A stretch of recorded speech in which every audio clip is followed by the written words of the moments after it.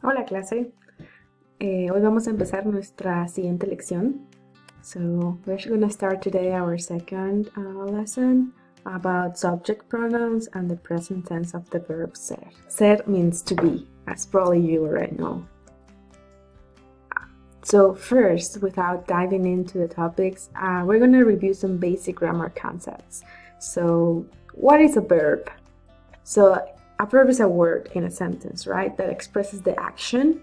So for example, run, correr, saltar, cocinar, dormir, hablar. So those are actions. A verb indicates a state of being. For example, to be, ser, estar. Or the verb seems, parecer. What is a subject? When we're talking about subjects, it refers to the subject of the verb. So who is performing the action? So it identifies who does the action of the verb. A subject can be a noun, it can be a proper noun, or it can be a pronoun. For example, I run. Maria, proper noun, runs. You cook. My mom cooks. We sleep. They are. My house is. My house. So you're describing your house. She talks. So what is a subject pronoun? They are pronouns that act as the subject of a verb. Here we have some of them in the singular, in Spanish and English. And unlike English, Spanish exhibits in its plural subject pronouns a masculine and a feminine gender. The only pronouns in English that are gender is he and she. But in Spanish, there are more pronouns. The plural pronouns, they exhibit a masculine, feminine, and feminine gender. For example, nosotros, nosotras, we. Vosotros, vosotras is the you plural. It's used informally usually, and it's used only in Spain, in some parts of Spain. Ellos, ellas, they, for you plural. So just notice that ustedes doesn't exhibit any gender. It's not gendered. Ustedes is the plural you used in Latin America. Even though that in Spain, ustedes and vosotros and vosotras are used, the most common one used in Spain are vosotros and vosotras. It depends on the region. So here we have the rest of the subject plurals in the plural form. This is where the inclusive language in Spanish can take place, right? What I said in the last lesson: nosotres, vosotres, ellas, ella. So that's a way of using inclusive language in Spanish. I have to say again that it's not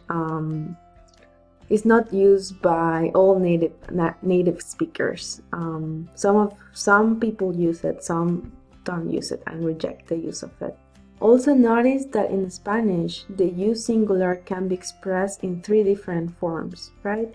We have tú, usted, and vos, even though we're just gonna see tú and usted in this course. So we're gonna do a practice, true or false. So here you can check your answers. If you wanna check, please click on pause and check your answers. Now we're gonna see the verb ser. So you have to memorize the conjugations of the verb. So it's a very regular verb because it's very common and it's very used. You have to memorize it, right? Yo soy, I am, tú eres, you are, él, ella, usted es, nosotros somos, vosotros sois, ellos, ellas, ustedes son.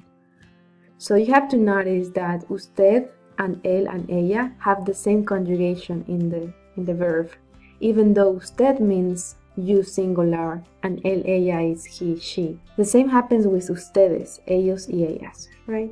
Just be mindful of this. Okay, we're gonna do another exercise. Let's practice. Here you can check your answers. So this is important. How do you negate in Spanish? How do you negate in English? For example, think of something you are not. Sorry, here's a mistake. Pay attention to where you put the negation in English. For example, I am not from Spain. I am not a Spanish speaker yet, right? So where is the not, the negation there? The not, the word, after the verb. So you can see that the negation in English is following the verb, it's after. That's actually not gonna help you in Spanish because unlike English, the easiest way to deny or negate in Spanish is to put the negation word no in front of the verb. So, for example, I am not from Spain. No soy de España. No is located before the verb.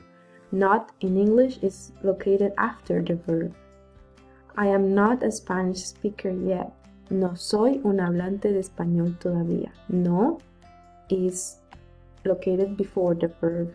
In Spanish, you don't have to say yo no soy un hablante de español todavía, because soy is already conjugated in the first person singular in the yo form, so it's not necessary to put it here.